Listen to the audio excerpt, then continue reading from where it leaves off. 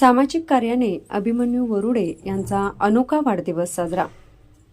26 जानेवारी प्रजासत्ताक दिनी पाणी संघर्ष समिती संयोजक अभिमन्यू वरुडे यांचा वाढदिवस अनावश्यक खर्चास फाटा देत विविध सामाजिक उपक्रमाने साजरा करण्यात आला। थंडीपासून बचाव करण्यासाठी अत्यंत गरजू महिला व पुरुष यांना मायेची चादर म्हणून ब्लँकेट वाटप करण्यात आले।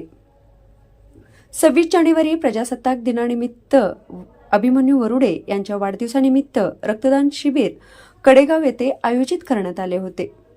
त्या शिबिराचे उद्घाटन कडेगाव पोलीस स्टेशनचे सहाय्यक पोलीस निरीक्षक गणेश कोकाटे यांनी केले।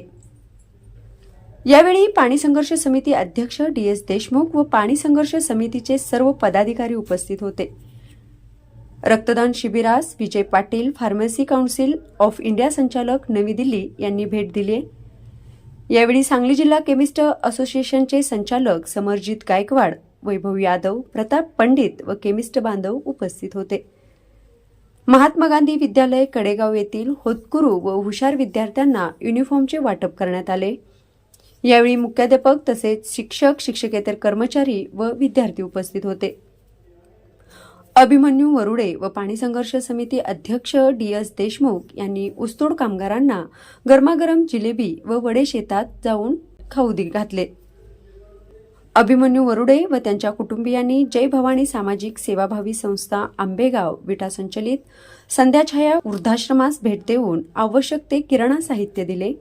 यावेळी अभिमन्यू वरुडे यांनी वृद्धाश्रमातील माता पित्यांचे आशीर्वाद घेतलेत। अभिमन्यू यांच्या वाढदिवसानिमित्त किलबिल बाल रुग्णालय येथे डॉक्टर गायत्री शंकर पवार यांनी लहान मुलांची मोफत तपासणी केली आहे। तसेच स्किन क्लिनिकमध्ये त्वचारोग तज्ज्ञ डॉक्टर पंडित व डॉक्टर आशिष मदने यांनी जनरल रुग्णांची तपासणी केली आहे।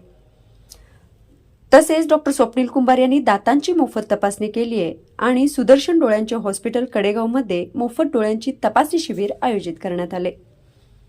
या शिबिरास प्रांताधिकारी रणजित सिंह भोसले व तहसीलदार अजित शेलार यांनी भेट दिली आहे। किरण मेडिकल शॉपीतर्फे मोफत शुगर व ब्लड प्रेशर तपासणी करण्यात आली। शुगर व BP असणाऱ्या रुग्णांची मोफत डोळे व रेटिनो तपासणी करण्यात आली आहे।